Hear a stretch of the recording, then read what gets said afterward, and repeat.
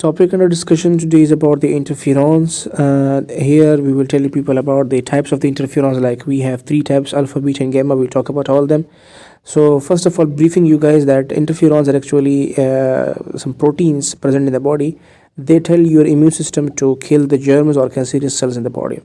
Whenever any germs or cancerous cells are actually available or produced in the body, so these are the interferons which will help to help the immune cells to combat, means to fight against those germs and to kill the cancerous cells or to destroy the or to inhibit the growth of the cancerous cells.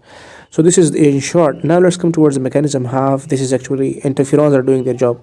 Simple. Whenever any virus or germs enter to your cell, what happens? Your cell starts releasing interferon alpha and beta.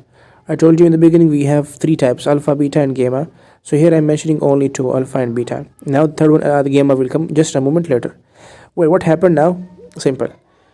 Whenever any virus or enters the cell, that will release alpha and beta, interferon alpha and beta.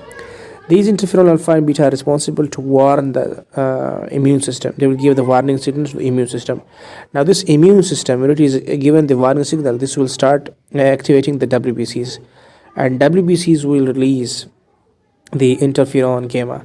Here comes the gamma. Okay, now this gamma is responsible to fight against the virus or the germs that has entered to our body, or it will fight against the cancerous cell, mean it will start inhibiting the growth of the cancerous cells. So in different ways interferons are actually helping us. Interferons are doing two very important functions. They alert the immune cells, and they also help the immune cells to recognize the virus or cancer. So they are very very beneficial proteins which are present in the body, and our body normally is also producing synthesizing these proteins.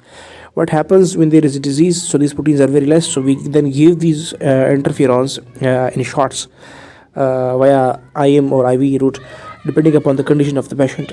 So interferons are very helpful. This is in short about interferons. I hope you got. If still you have confusion anywhere, drop in the comment box, and thank you for watching Dr. UUT lectures.